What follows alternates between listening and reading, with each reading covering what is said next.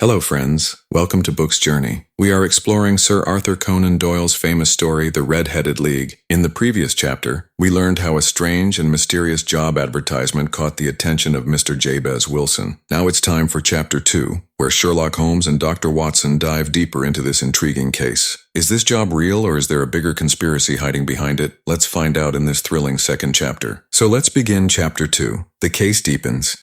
At 3 o'clock precisely, I was at Baker Street, but Holmes had not yet returned. The landlady informed me that he had left the house shortly after 8 o'clock in the morning. I sat down beside the fire, however, with the intention of awaiting him, however long he might be. I was already deeply interested in his inquiry, for though it was surrounded by none of the grim and strange features which were associated with the two crimes which I have already recorded, still, the nature of the case and the exalted station of his client gave it a character of its own. Indeed, apart from the nature of the investigation which my friend had on hand, there was something in his masterly grasp of a situation and his keen, incisive reasoning which made it a pleasure to me to study his system of work and to follow the quick, subtle methods by which he disentangled the most inextricable mysteries. The very possibility of his failing had ceased to. It was close upon 4 before the door opened, and a drunken-looking groom, ill-kempt and side-whiskered, with an inflamed face and disreputable clothes, walked into the room. Accustomed as I was to my friend's amazing powers in the use of disguises, I had to look 3 times before I was certain that it was indeed he. With a nod, he vanished into the bedroom, whence he emerged in 5 minutes tweed-suited and respectable as of old. Putting his hands into his pockets, he stretched out his legs in front of the fire and laughed heartily for some minutes. "Well, really," he cried, and then he choked and laughed again until he was obliged to lie back limp and helpless in the chair. "What is it? It's quite too funny. I am sure you could never guess how I employed my morning or what I ended by doing. I can't imagine. I suppose that you have been watching the habits and perhaps the house of Miss Irene Adler. Quite so, but the sequel was rather unusual. I will tell you, however. I left the house a little after 8 o'clock this morning in the character of a groom out of work. There is a wonderful sympathy and Freemasonry among horsey men. Be one of them, and you will know all that there is to know. I soon found Bryony Lodge. It is a bijou villa with a garden at the back, but built out in front right up to the road. 2 stories, Chubb locked to the door. Large sitting room on the right side, well furnished, with long windows almost to the floor, and those preposterous English window fasteners which a child could open. Behind there was nothing remarkable, save that the passage window could be reached from the top of the coach house. I walked round it and examined it closely from every point of view, but without noting anything else of interest. I then lounged down the street and found, as I expected, that there was a mews in a lane which runs down by one wall of the garden. I lent the ostlers a hand in rubbing down their horses, and received in exchange 2pence, a glass of half and half, 2 fills of shag tobacco, and as much information as I could desire about Miss Adler, to say nothing of half a dozen other people in the neighborhood in whom I was not in the least interested, but whose biographies I was compelled to listen to. "And what of Irene Adler?" I asked. "Oh, she has turned all the men's heads down in that part. She is the daintiest thing under a bonnet on this planet. So say the Serpentine Mews to a man. She lives quietly, sings at concerts, drives out at 5 every day and returns at 7 sharp for dinner. Seldom goes out at other times except when she sings. Has only 1 male visitor, but a good deal of him. He is dark, handsome, and dashing. Never calls less than once a day and often twice. He is a Mr. Godfrey Norton of the Inner Temple. See the advantages of a cabman as a confidant." They had driven him home a dozen times from Serpentine Mews and knew all about him. When I had listened to all they had to tell, I began to walk up and down near Bryony Lodge once more and to think over my plan of campaign. This Godfrey Norton was evidently an important factor in the matter. He was a lawyer. That sounded ominous. What was the relation between them, and what the object of his repeated visits? Was she his client, his friend, or his mistress? If the former, she had probably transferred the photograph to his keeping. If the latter, it was less likely. On the issue of this question depended whether I should continue my work at Bryony Lodge, or turn my attention to the gentleman's chambers in the Temple. It was a delicate point, and it widened the field of my inquiry. I fear that I bore you with these details, but I have to let you see my little difficulties, if you are to understand the situation. "I am following you closely," I answered. I was still balancing the matter in my mind when a hansom cab drove up to Bryony Lodge and a gentleman sprang out. He was a remarkably handsome man, dark, aquiline, and mustached, evidently the man of whom I had heard. He appeared to be in a great hurry, shouted to the cabman to wait, and brushed past the maid who opened the door with the air of a man who was thoroughly at home. He was in the house about half an hour, and I could catch glimpses of him in the windows of the sitting room, pacing up and down,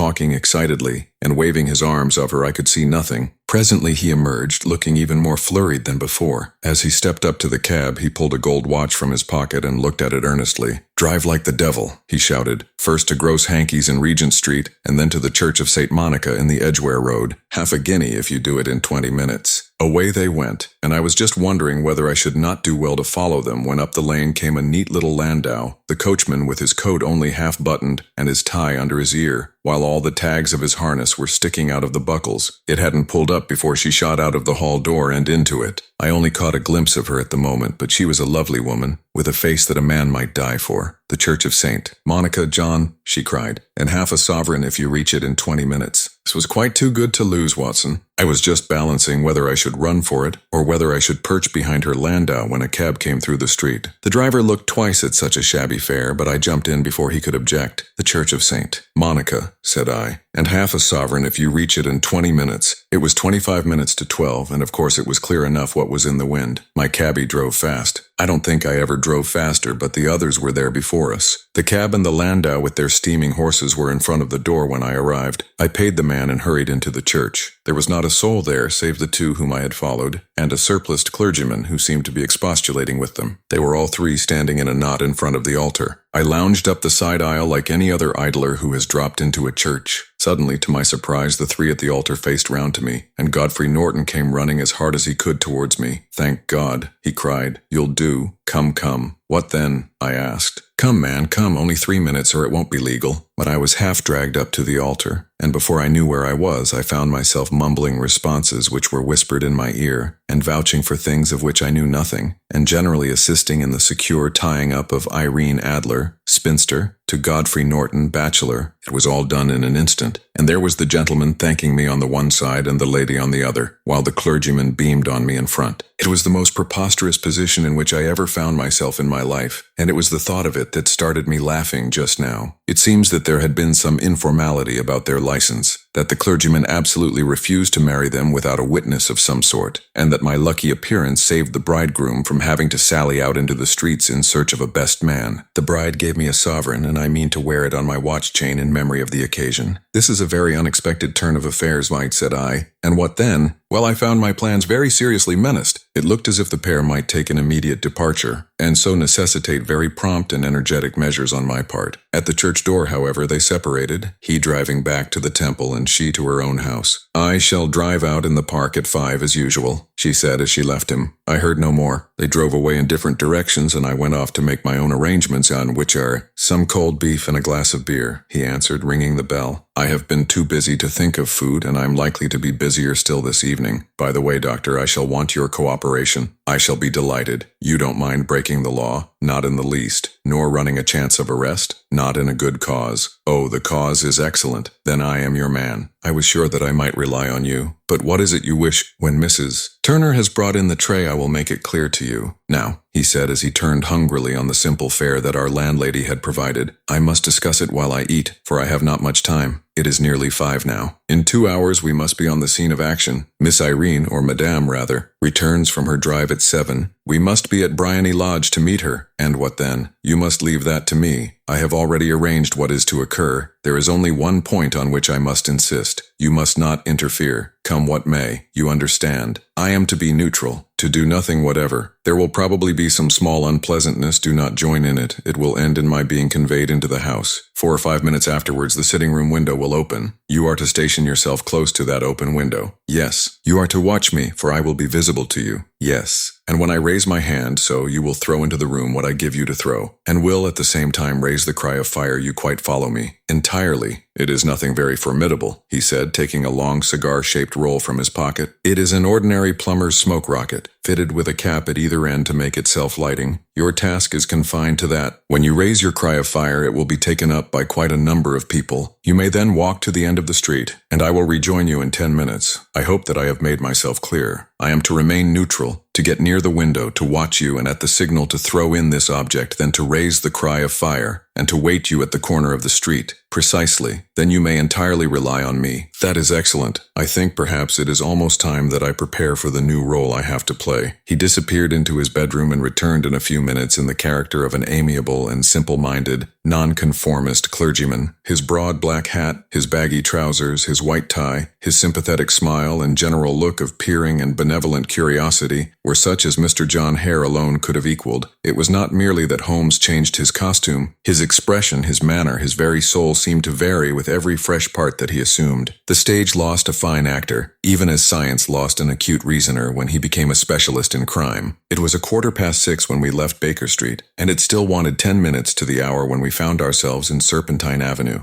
It was already dusk, and the lamps were just being lighted as we paced up and down in front of Bryony Lodge, waiting for the coming of its occupant. The house was just such as I had pictured it from Sherlock Holmes's succinct description, but the locality appeared to be less private than I expected. On the contrary, for a small street in a quiet neighborhood, it was remarkably animated. There was a group of shabbily dressed men smoking and laughing in a corner, a scissors grinder with his wheel, 2 guardsmen who were flirting with a nurse girl, and several well-dressed young men who were lounging up and down with cigars in their mouths. "You see," remarked Holmes as we paced to and fro in front of the house, "this marriage rather simplifies matters. The photograph becomes a double-edged weapon now. The chances are that she would be as averse to its being seen by Mr. Godfrey Norton as our client is to its coming to the eyes of his princess. Now the question is, where are we to find the photograph? Where indeed? It is most unlikely that she carries it about with her. It is cabinet size, too large for easy concealment about a woman's dress. She knows that the king is capable of having her waylaid and searched. 2 attempts of the sort have already been made. We may take it then that she does not carry it about with her. Where then? Her banker or her lawyer? There is that double possibility, but I am inclined to think neither. Women are naturally secretive, and they like to do their own secreting. Why should she hand it over to anyone else? She could trust her own guardianship, but she could not tell what indirect or political influence might be brought to bear upon a businessman. Besides, remember that she had resolved to use it within a few days. It must be where she can lay her hands upon it. It must be in her own house. But it has twice been burgled. Pshaw, they did not know how to look. But how will you look? I will not look. What then? I will get her to show me. But she will refuse. She will not be able to. But I hear the rumble of wheels. It is her carriage. Now carry out my orders to the letter. As he spoke, the gleam of the side lights of a carriage came round the curve of the avenue. It was a smart little landau which rattled up to the door of Bryony Lodge. As it pulled up, one of the loafing men at the corner dashed forward to open the door in the hope of earning a copper, but was elbowed away by another loafer, who had rushed up with the same intention. A fierce quarrel broke out, which was increased by the 2 guardsmen who took sides with one of the loungers, and by the scissors grinder, who was equally hot upon the other side. A blow was struck, and in an instant the lady, who had stepped from her carriage, was the center of a little knot of flushed and struggling men, who struck savagely at each other with their fists and sticks. Holmes dashed into the crowd to protect the lady, but just as he reached her, he gave a cry and dropped to the ground with the blood running freely down his face. At his fall, the guardsmen took to their heels in one direction and the loungers in the other, while a number of better-dressed people, who had watched the scuffle without taking part in it, crowded in to help the lady and to attend to the injured man. Irene Adler, as I will still call her, had hurried up the steps, but she stood at the top with her superb figure outlined against the lights of the hall looking back into the street. "Is the poor gentleman much hurt?" she asked. "He is dead," cried several voices. "No, no, there's life in him," shouted another. "But he'll be gone before you can get him to hospital." "He's a brave fellow," said a woman. They would have had the lady's purse and watch if it hadn't been for him. They were a gang, and a rough one, too.